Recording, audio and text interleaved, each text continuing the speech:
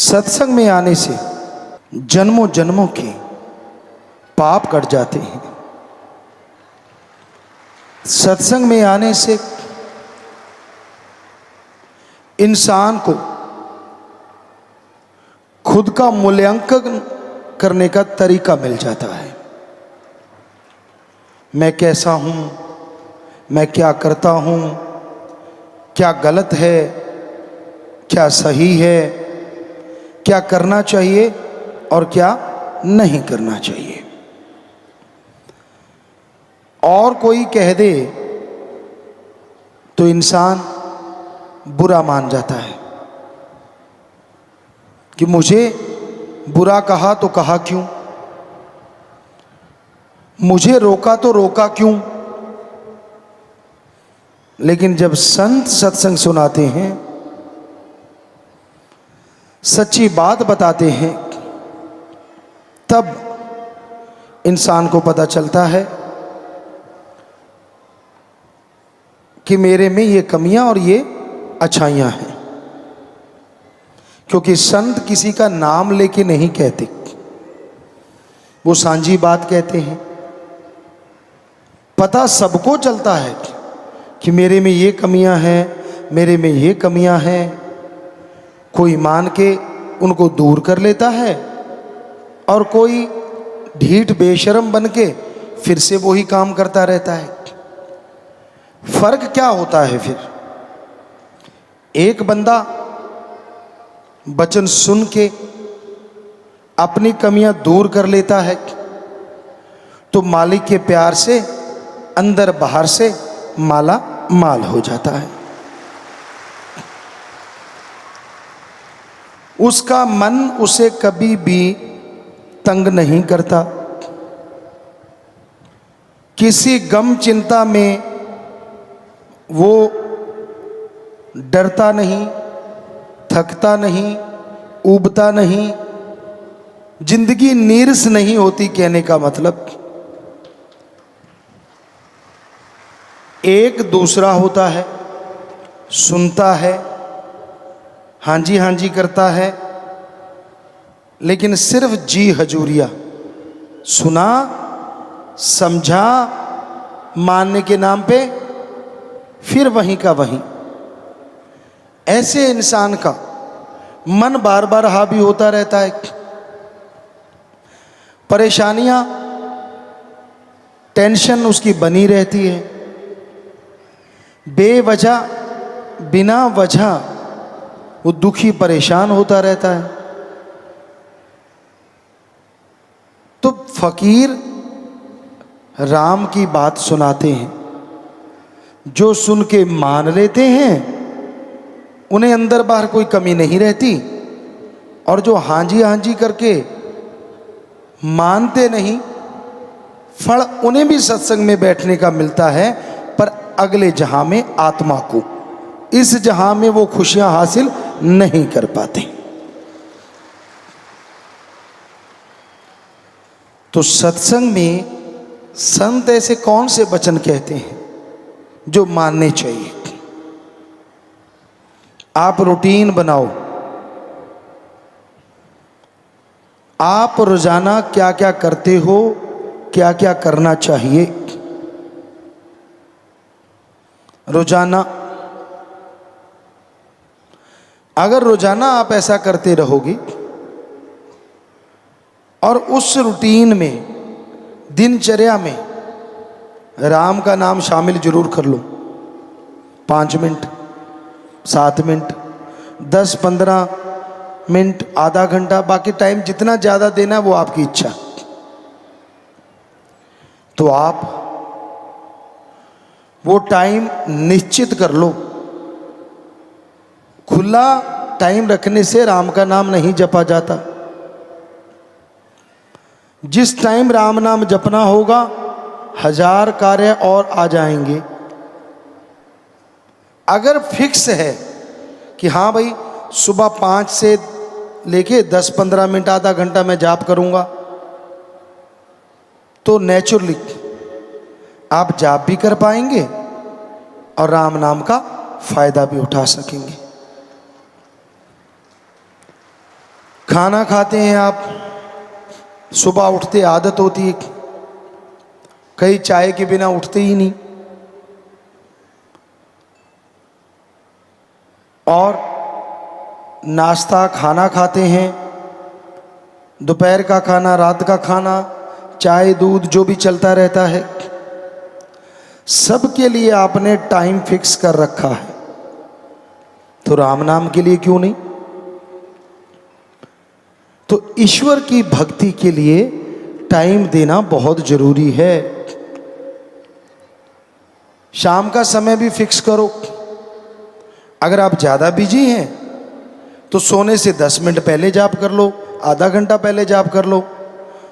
और अगर आप खाली हैं, ठीक है, तो टाइम एक फिक्स कर लो कि भी हाँ 8 बजे, 9 बजे, 10 बजे, जो भी आपको ठीक लगता है। तो टाइम फिक्स करने से आदत बन जाएगी राम नाम की, क्योंकि अल्लाह वाहिगुरु राम का नाम जपना ही मुश्किल है, बाकी हर चीज की आदत बन जाती। आप बैठे बैठे चुगली करते हैं, निंदा करते हैं, दूसरों की बुराइयां गाते हैं, उसके लिए कभी ट्रेनिंग ली है? जी नहीं, क्योंकि ये काल की नगरी है और काल का साजो सामान लेने के लिए ट्रेनिंग की जरूरत नहीं है। गुस्सा, क्या कोई ऐसा स्कूल है यहाँ ये सिखाया जाता हो कि गालियाँ कैसे देनी है, थप्पड़ कैसे मारना है? नहीं है ना, पर आप सब ट्रेंड है। जिसको ना छेड़ो तो ही अच्छा। इसी बात पे एक बात याद आ गई। एक आदमी बिच्छू बेच रहा था, लोग बिच्छू खरीद रहे थे। उसने कहा सबके 5 रुपए। बड़ा बिच्छू था, छोटा था, ऐसे था। तो किसी ने कहा यार तेरी अजीब दुकानदारी है, तू छोटे का भी वही रेट, थोड़ा सा बड़ा है उसका भी वही रेट, चक्कर क्या है? पता है क्या कहा उसने? हाथ लगा के देखो, डंक एक जैसा मारते। तो आज किसी को छेड़ के देख लो। गर्मी का मौका है, वैसे तो ना ही छेड़ो तो अच्छे रहोगे। ये तो सर्दी में उबलते रहते हैं, गर्मी में तो उबले ही पड़े हैं, क्योंकि वैसे टेम्परेचर हाई होता है। किसी को छेड़ लो, यूं लगता है जैसे नंगी तारों के हाथ लगा दिया हो। तो इसके लिए कोई स्कूल नहीं, कोई कॉलेज नहीं, सब ट्रेंड है। अब फिर है मोह ममता।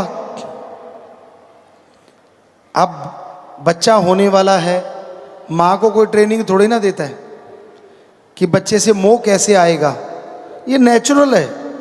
बच्चा गर्भ में आया, पेट में आया, तो माँ की तारें जुड़ती चली जाती हैं, एहसास होने लगता है अंदर से, भावनाएं पैदा हो जाती हैं। और जैसे बच्चा बाहर आता है तो मोह ममता पूरी तरह से छा जाती है। फिर बाप दादा परदादा सब। तो क्या ट्रेनिंग स्कूल है कोई मोह ममता का? नहीं है। लोभ लालच, इसके ट्रेनिंग स्कूल हैं कहीं कहीं कि लोगों की जेब कैसे काटनी है पता भी ना चले। बिजनेस के तरीके सिखाए जाते हैं, लेकिन लोभ लालच का कोई स्कूल नहीं है। ये अपने आप पैदा होता है, और जब ये पैदा हो जाता है तो बेटा बाप को मार सकता है, भाई भाई को मार सकता है। क्योंकि लोभ लालच के कारण आपने सुना होगा जगह जगह कत्लो गारत मच जाती है। एक ही खून होता है, सके भाई होते हैं 2, सकी बहनें होती हैं, लेकिन उनमें दरार आती है ज़्यादातर लोभ लालच के कारण। एक का काम अच्छा हो गया, एक बेचारी थोड़ी सी गरीब रहेगी, तो वो उसे बात ही नहीं करती। बात करेगी तो यूं जैसे नौकर हो। हमने ऐसा सुना नहीं, देखा भी है। आप में से कोई ना कोई बैठा होगा यहाँ, बुरा ना मानना। उसको लगता है मेरा स्टैंडर्ड अप है, जितना मैं हूं वैसा कोई भी नहीं। वो अपनी बहनों को, अपने भाइयों को बिल्कुल नौकरों की तरह समझ, तो ये बिल्कुल गलत है। ये है लोभ लालच और अहंकार। अहंकार का भी कोई स्कूल नहीं है। बिना वजह अहंकार करते रहेंगे। कोई थोड़ा सा काम अच्छा कर लिया, यूं मैं ये कर दूं, मैं वो कर दूं, और कई बार थूक के चाटना पड़ता है। वो काम होते नहीं, बाकी सारे हंसते हैं, क्यों भाई कर लिया।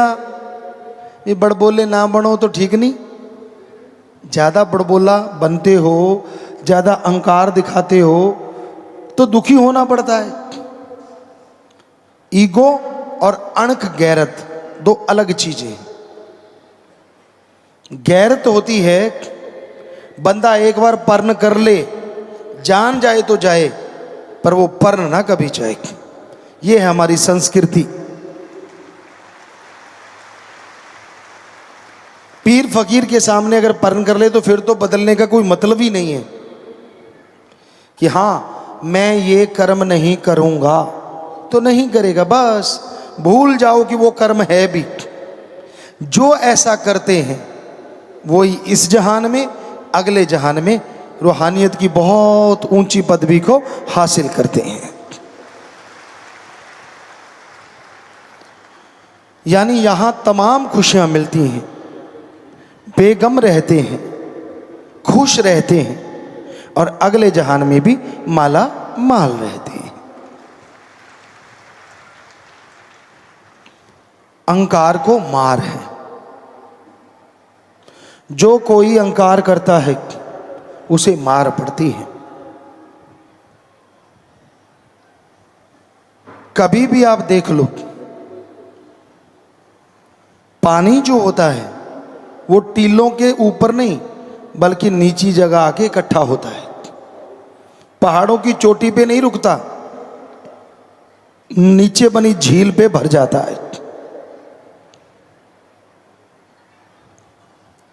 फल जितना ऊंचा होगा पेड़ को क्षति उतनी ज्यादा होती है, क्योंकि उसको तोड़ने के लिए लोग कभी पत्थर मारते हैं, कभी कुछ मारते हैं, या आजकल नई टेक्निक आ गई, लेकिन पुरातन समय में पेड़ की टहनियाँ ज़्यादा टूटती थी फल जितना ऊंचा होता था, और झुका हुआ फल लोग आराम से आसानी से तोड़ते थे, पेड़ की टहनी भी नहीं टूटती थी।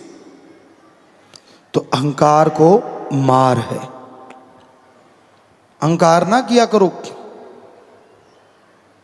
कमियां खुद में होती हैं, निकालते आप अल्लाह वाहिगुरु राम में है। सो कमी कभी भगवान में हो ही नहीं सकती। आदमी गलतियों का पुतला है, इसमें कोई दो राय नहीं, लेकिन आदमी की ईगो अहंकार ऐसा होता है वो अपनी कमी नहीं मानता, संतों में भगवान में कमियां निकालता रहता है और पापों का भागीदार बनता चला जाता है।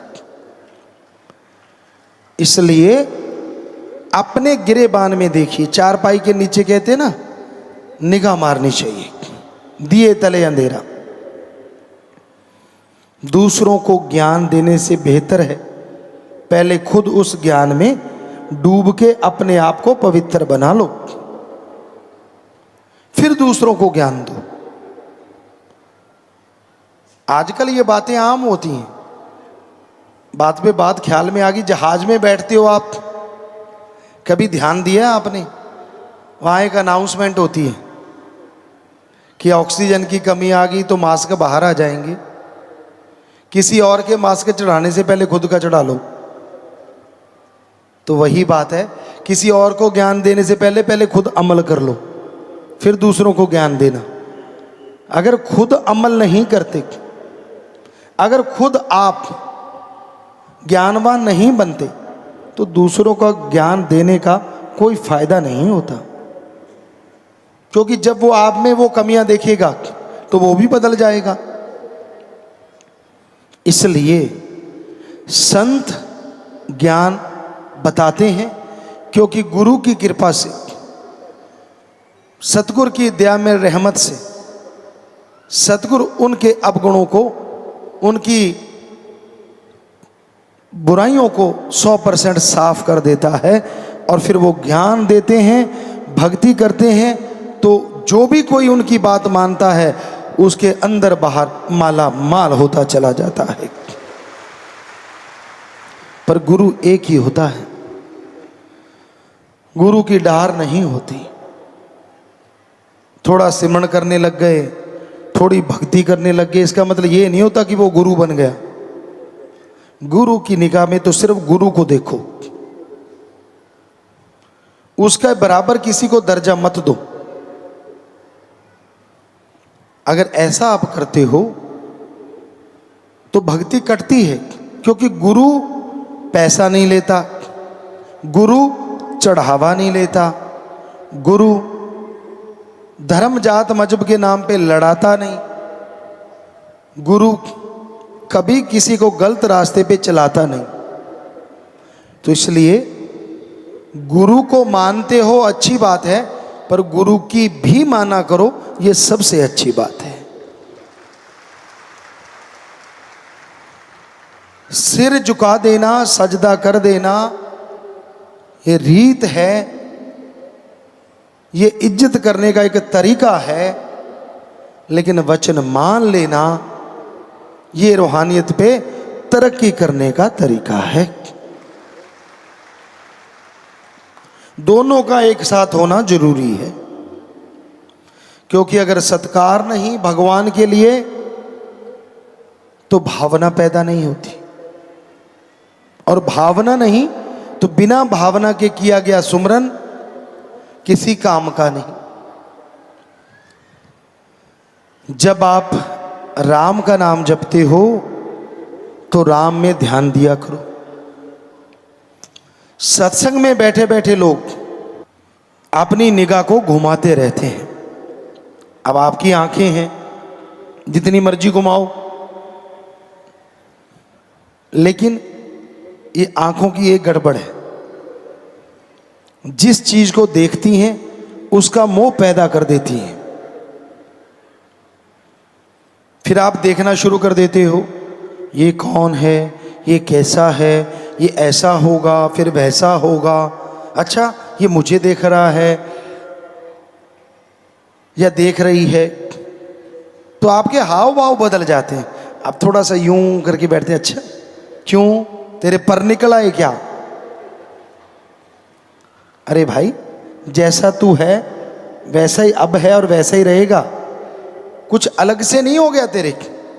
हमने देखा है बच्चे मूंछों पे हाथ मारने लगेंगे या शर्ट को सही करने लगेंगे कि यार मेरे को देखे जा रहा है, मेरे में कुछ है। तो असलियत में ये एक कुदरत ने बनाया था, नर मादा एक दूसरे के प्रति आकर्षित होना कुदरत का नियम था। लेकिन उस नियम को संतों ने और नियम बना के भावना में मढ़ दिया। पति पत्नी की भावना, बहन भाई की भावना, बाप बेटी, माँ बाप और दादा दादी। तो ये खास करके हमारे देश में उसी आकर्षण को भावनाओं में बदल दिया। अदरवाइज तो पशुओं की तरह सिर्फ एक ही स्त्री पुरुष की भावना रहती। लेकिन संतों का जितना धन्यवाद करें, जितना शुक्राना करें, उतना कम है कि उन्होंने भावनाओं को एक नाम दे दिया। अट्रैक्शन को, वो जो आकर्षित होते हैं एक दूसरे के प्रति, उसकी एक नाम रख दिया। तो होता यही है कि हम जब देखते हैं तो हमारी भावनाएं उसका रूप ले लेती हैं। लेकिन कई लोग ऐसे होते हैं जिनकी भावनाएं बेलगाम होती हैं। वो जिसको भी देखते हैं बस एक ही भावना होती है, काम वासना, गलत सोच, नेगेटिव थॉट्स, हर टाइम वही भावना चलती रहती है। इससे तंग आने की जरूरत नहीं है, इससे परेशान होने की जरूरत नहीं है। बस सुमरण करके रोज प्रार्थना करो कि भगवान मेरे में आज जो भी नेगेटिविटी आई, गलत भावना आई, वो कभी आप किसी को कहते हो कि इसका ये हो जाए, उसका वो हो जाए, तो उसके बारे में बोलो कि मेरे ऐसे सोचने से कभी किसी का बुरा ना हो, मेरा गलत सोचने से वो गलत काम ना हो। बस 5 मिनट सुमन कर लो, सारे दिन के पाप का पत्ता साफ। कितना आसान तरीका है। 2 मिनट कर लो, करो तो सही। तो आप भावनाओं को शुद्ध कर सकते हैं, विचारों का शुद्धिकरण कर सकते हैं थोड़े से समय में। भावना शून्य इंसान कभी नहीं होता। राम, अल्लाह, वाहिगुरु के प्रति कईयों ने कहा, हमसे सवाल किए कि मीराबाई हुई थी और मीरा जी ने भगवान को पति बना लिया, ये भावना सही है? आप एक मीरा की बात करते हैं। जितने संत आए, गुरु पीर पैगंबर आए, ज्यादातर ने अपने आप को आत्मा रूप में भगवान की पत्नी बना के उससे इश्क किया है। आप पढ़ के देख सकते हैं कि भगवान अल्लाह, वाहिगुरु, गॉड, खुदा, राम, तो किसी ने लिखा है महिला, किसी ने कुछ, किसी ने कुछ। तो वो भावना गलत नहीं है, क्योंकि वो ईश्वर माँ है, बाप है, सगा है, संबंधी है, यार है, दोस्त है, मित्र है। और कोई कोई होता है जो उसे अपना पति भी बनाता है, जैसे मीरा जी। तो मीरा का नाम तो आज हम भी ले रहे हैं। बताइए, उसने अगर भगवान को उस रूप में देखा और भक्ति सारी उसी रूप में की, ये गंदे लोगों की गंदगी होती है जो उन्हें गलत सोच देती है, लेकिन उसका नाम कितना अमर हो गया, आज भी उसका नाम सत्कार से लिया जाता है। तो शुद्ध भावना जो होती है वो एक अलग ही तरह की होती है। नहीं तो लोग भावनाओं के चक्रव्यूह में उलझे रहते हैं, पता ही नहीं चलता कब कौन सी भावना इंसान को बहा के ले जाती है, इंसान को गुमराह कर देती है। तो भावनाएं शुद्ध रहें, इसके लिए सुमरन जरूरी है। जन्मों जन्मों की भावनाएं होती हैं। किसी और शरीर में हो सकता है, किसी मनुष्य शरीर में भी काल महाकाल की भक्ति करी, ये सोच के कि भगवान की भक्ति है, तो उसको जन्म मनुष्य का जल्दी मिल जाता है और फिर भगवान जी से प्यार उनका अडोल हो जाता है।